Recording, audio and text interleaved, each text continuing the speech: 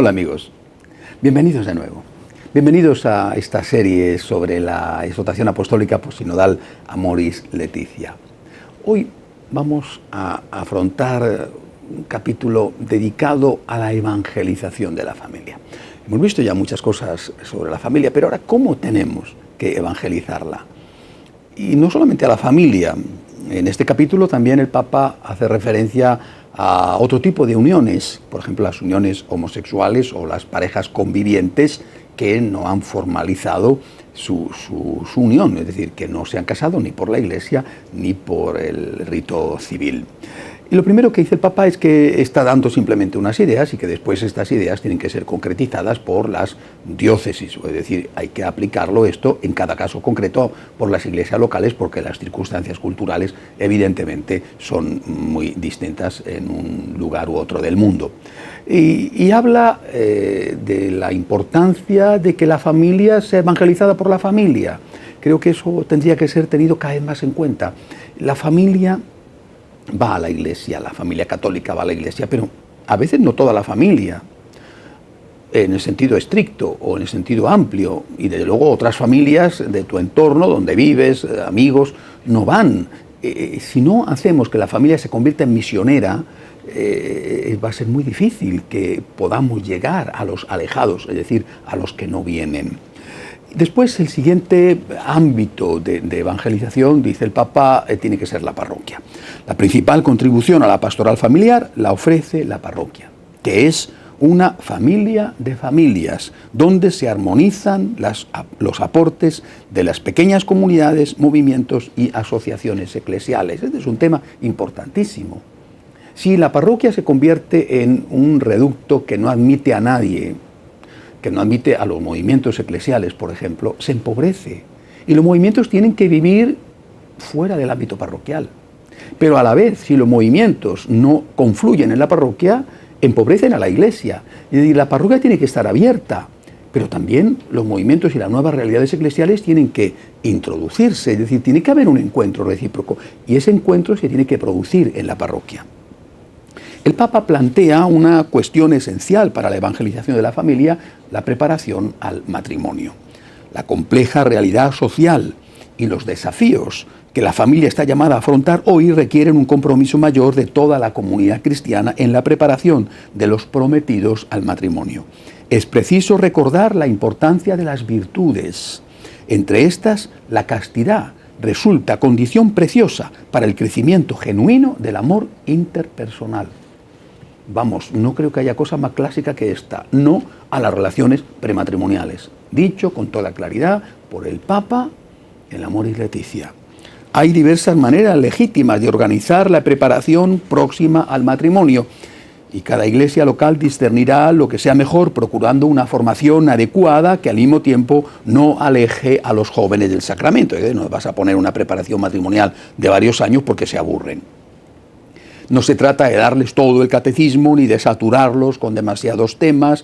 Interesa más la calidad que la cantidad y hay que dar prioridad, junto con un renovado anuncio del querigma, es decir, de lo esencial del Evangelio, a aquellos contenidos que, comunicados de manera atractiva y cordial, les ayuden a comprometerse en un camino de toda la vida, con gran ánimo y liberalidad.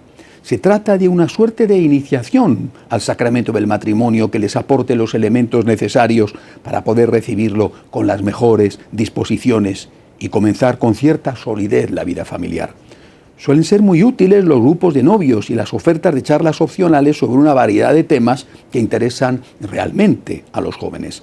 No obstante, son indispensables algunos momentos personalizados, porque el principal objetivo es ayudar a cada uno para que aprenda a amar a esta persona concreta con la que pretende compartir su vida. Aprender a amar a alguien no es algo que se improvisa, ni puede ser el objetivo de un breve curso previo a la celebración del matrimonio. La preparación de los que ya formalizaron un noviazgo cuando la comunidad parroquial logra acompañarlos con un buen tiempo de anticipación, también debe darles la posibilidad de reconocer incompatibilidades o riesgos.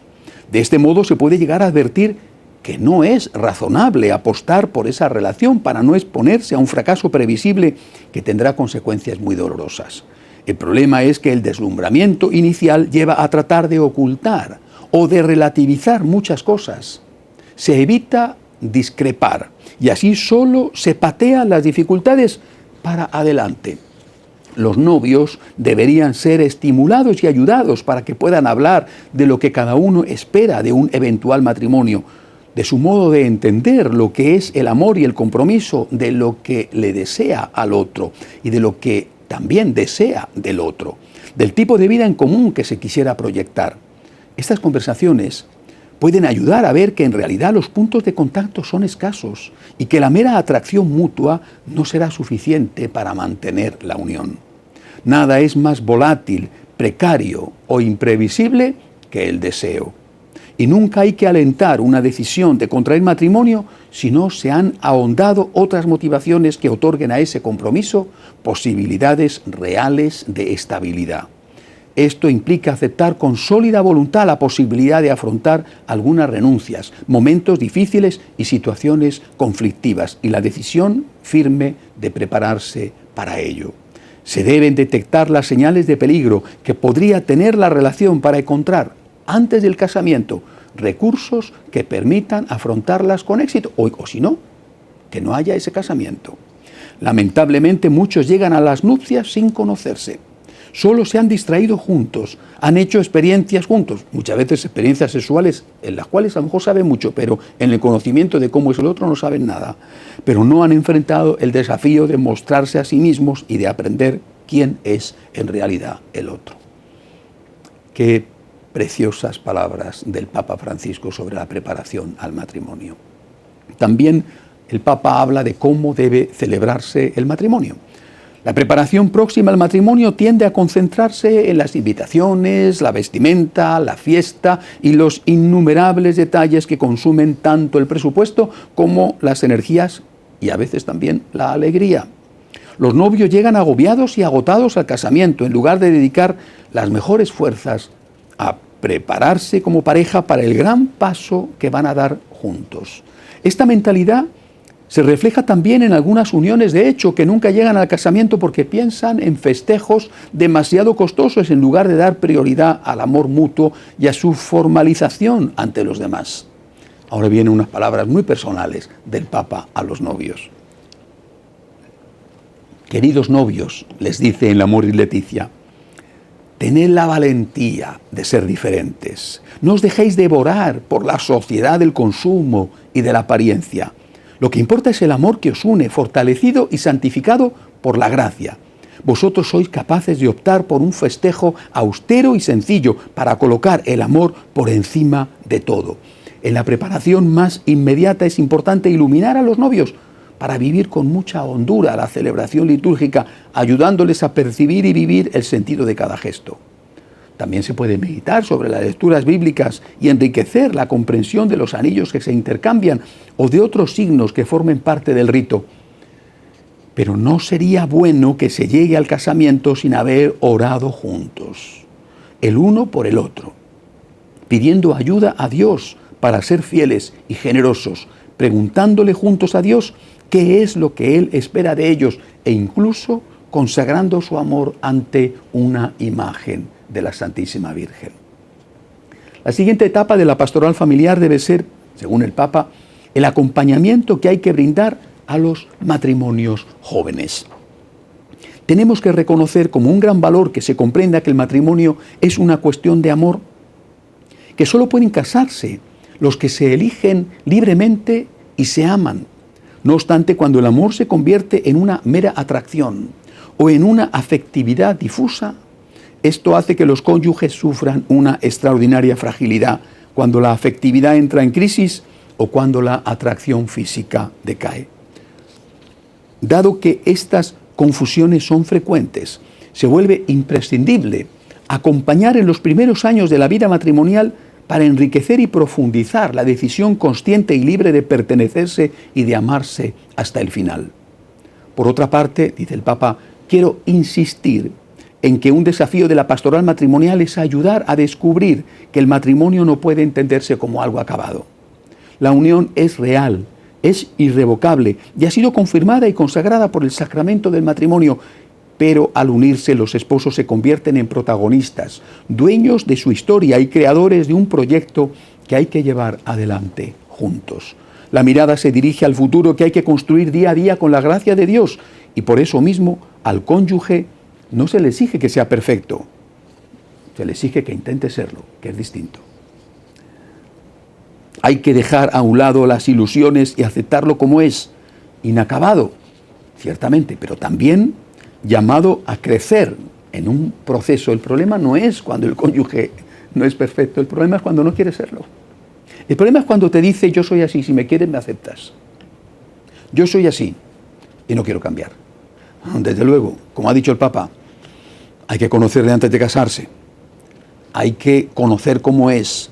Hay que darse cuenta realísticamente de sus defectos. No hay que ocultarlos, no hay que engañarse. Hay que saber que tiene defectos, tú también los tienes, pero que tú y él y tú y ella y tú, tenéis que estar en un camino de santificación y de hacer todo lo posible por superar esos defectos, aunque no se consigan, incluso aunque no se consiguieran nunca, pero desde luego no dando por sentado que no vas a moverte para cambiar, sino que vas a intentar hacer todo lo posible para mejorar. La mirada, dice el Papa, se dirige al futuro, que hay que construir día a día con la gracia de Dios, y por eso mismo al cónyuge no se le exige que sea perfecto. Hay que dejar a un lado las ilusiones y aceptarlo como es, inacabado, llamado a crecer en proceso. Cuando la mirada hacia el cónyuge es constantemente crítica, eso indica que no se ha asumido el matrimonio también como un proyecto de construir juntos, con paciencia, comprensión, tolerancia y generosidad.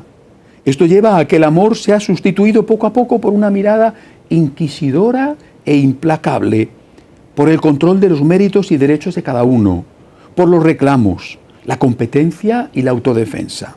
Así se vuelven incapaces de hacerse cargo el uno del otro para la maduración de los dos y para el crecimiento de la unión. A los nuevos matrimonios hay que mostrarles esto con claridad realista desde el inicio, de manera que tomen conciencia de que están comenzando. Una de las causas que llevan a rupturas matrimoniales es tener expectativas demasiado altas sobre la vida conyugal. Cuando se descubre la realidad más limitada y desafiante que lo que se había soñado, la solución no es pensar rápida e irresponsablemente en la separación, sino asumir el matrimonio como un camino de maduración, donde cada uno de los cónyuges es un instrumento de Dios para hacer crecer al otro. El acompañamiento debe alentar a los esposos a ser generosos en la comunicación de la vida. Por otra parte, se ha de promover el uso de los métodos basados en los ritmos naturales de fecundidad. De nuevo, la humana vitae. También se debe hacer ver que estos métodos respetan el cuerpo de los esposos, fomentan el afecto entre ellos y favorecen la educación de una libertad auténtica. Creo que está bastante claro lo que dice el Papa y que es en plena consonancia con la enseñanza tradicional de la Iglesia. Pero quiero, antes de pasar, volver al tema del camino de perfección dentro del matrimonio. Hay que conocer al otro antes de casarse, lo dice el Papa. Pero después hay que aceptar que el otro no es perfecto y que tú tampoco, y que lo importante es estar en ese camino. Pero para eso hay que estar en gracia de Dios, es decir, hay que luchar por estar en gracia de Dios, hay que dejarse ayudar por la gracia, hay que asumir que solo no se puede. Es decir, cuando se separa el sacramento del matrimonio del resto de los sacramentos, te han metido en el desierto con un bidón lleno de agua y el bidón se agota. Tienes que rellenar el bidón, tienes que parar en los surtidores, en los oasis que hay en el camino. Confesión, comunión. De esa manera te dices a ti mismo las cosas, recibes la fuerza que necesitas, pides perdón por tus errores y sacas de Dios la ayuda imprescindible para seguir adelante. Esta evangelización, dice el Papa, sería incompleta si faltara lo esencial, el encuentro personal y familiar con Dios. Lo que acabo de decir, sin vida de oración, sin encuentro con el Señor, no es posible. Los pastores debemos alentar a las familias a crecer en la fe. Por ello es bueno animar a la confesión frecuente, la dirección espiritual, la asistencia a retiros. Pero no hay que dejar de invitar a crear espacios semanales de oración familiar, porque la familia que reza unida permanece unida. A su vez, cuando visitemos los hogares, deberíamos convocar a todos los miembros de la familia a un minuto, a un tiempo, para orar unos por otros, para poner a la familia en las manos del Señor. Al mismo tiempo, conviene alentar a cada uno de los cónyuges a tener momentos de oración en soledad ante Dios, porque cada uno tiene sus propias cruces secretas. ¿Por qué no contarle a Dios lo que perturba el corazón, o pedirle la fuerza para sanar las propias heridas e implorar las luces que se necesitan para poder mantener el propio compromiso? Los padres sinodales también remarcaron que la palabra de Dios es fuente de vida y espiritualidad para la Iglesia. Y también, por eso mismo, para la familia. Toda la pastoral familiar deberá dejarse modelar interiormente y formar a los miembros de la Iglesia doméstica mediante la lectura orante y eclesial de la Sagrada Escritura. Por ejemplo, antes de ir a misa el domingo, leer juntos la palabra de Dios. Quizá también algún comentario sobre la palabra de Dios. Leer juntos la palabra de Dios. Nosotros los franciscanos de María ofrecemos ese comentario siempre por vídeo y lo ofrecemos por escrito, y las familias se preparan, porque no es lo mismo llegar a misa sin saber qué dice el Evangelio. A veces que el cura se enrolla, no te enteras, te distrae, pero tú ya has hecho la meditación y eso te sirve mucho más. La familia que reza unida permanece unida, y la palabra de Dios es esencial, sobre todo la meditación de la palabra de Dios del domingo. El Santo Padre anima también a la creación de grupos de matrimonios y también a aprovechar determinadas ocasiones para acoger a los matrimonios que se habían alejado. El Papa valora mucho lo que pueden hacer los matrimonios experimentados, que ya han pasado sus crisis, a la hora de acompañar a otras familias que están atravesando momentos de dificultad. Dice el Papa, hay crisis comunes que suelen ocurrir en todos los matrimonios, como por ejemplo la crisis de los comienzos, cuando hay que aprender a compatibilizar las diferencias y desprenderse de los padres, o la crisis de la llegada del hijo con sus nuevos desafíos emocionales, la crisis de la crianza que cambia sus hábitos en el matrimonio, la crisis de la adolescencia del hijo, crisis tremenda, que exige muchas energías, desestabiliza a los padres y a veces los enfrenta entre sí. La crisis del nido vacío, que obliga a la pareja a mirarse nuevamente a sí mismo. La crisis que se origina en la vejez de los padres de los cónyuges, que reclaman más presencia, cuidados y decisiones difíciles. Son situaciones exigentes que provocan miedos, sentimientos de culpa, depresiones o cansancios que pueden afectar gravemente a la unión.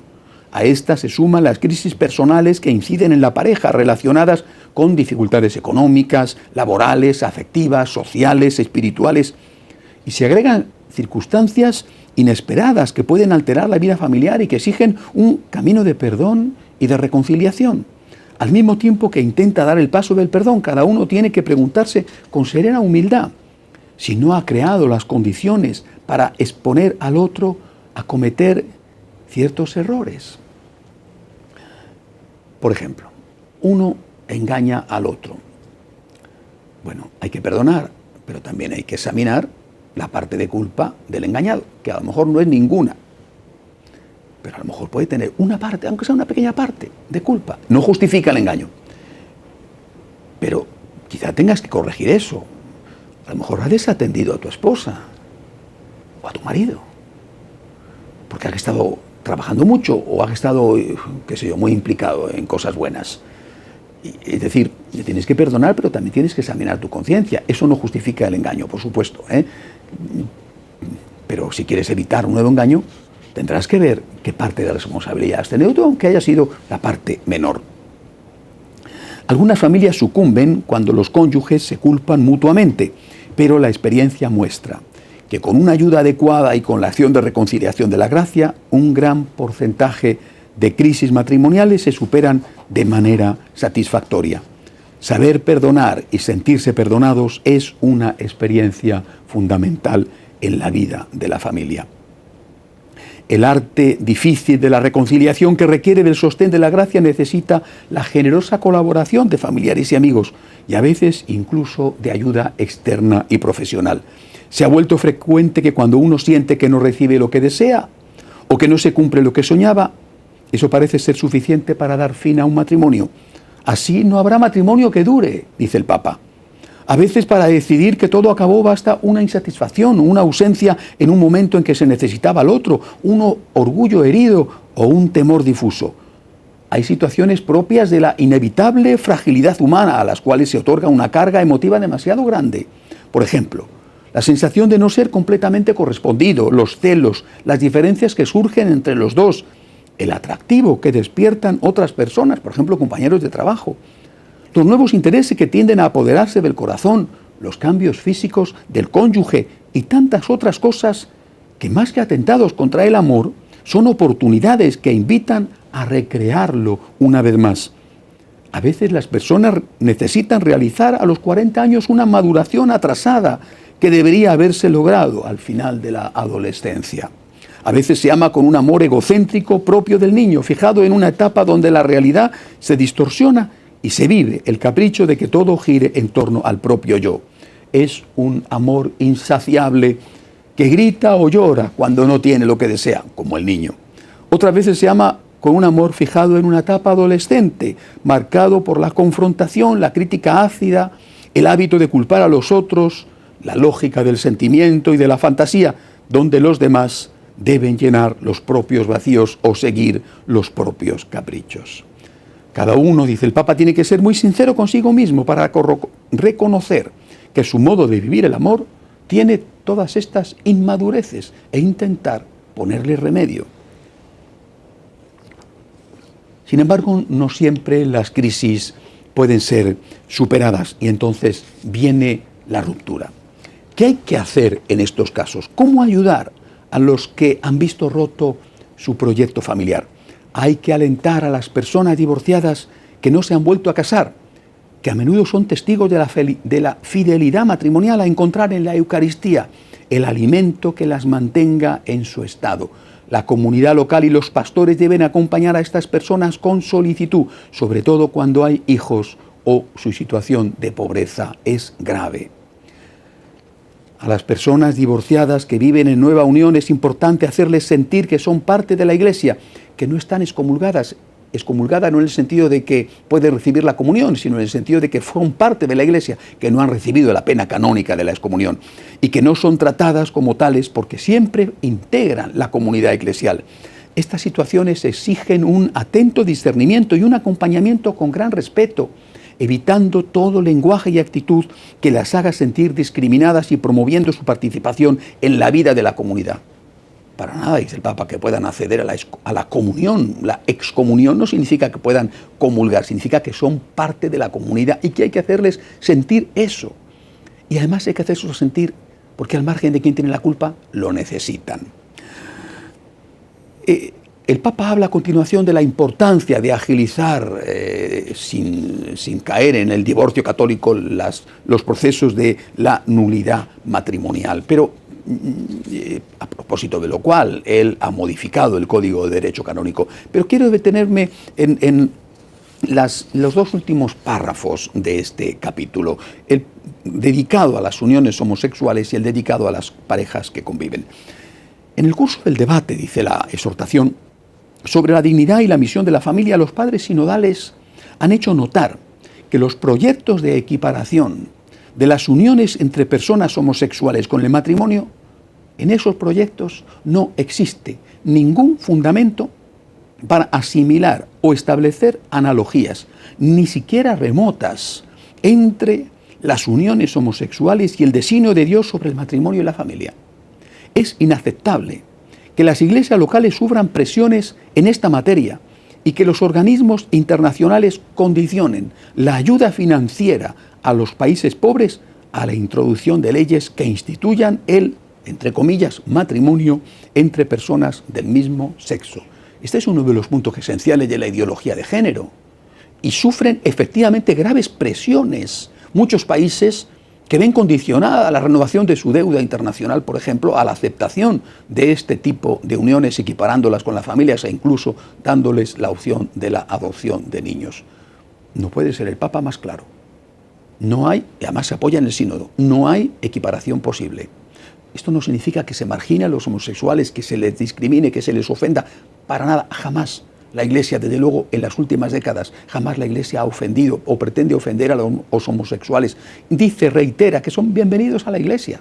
Pero eso no significa, repito, que sus uniones puedan ser comparadas con el matrimonio o que aquellos que ejercen la homosexualidad puedan recibir la comunión.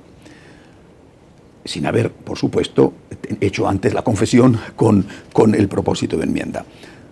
El último capítulo está dedicado a las familias monoparentales. Las familias monoparentales tienen con frecuencia origen a partir de madres o padres biológicos que nunca han querido integrarse en la vida familiar.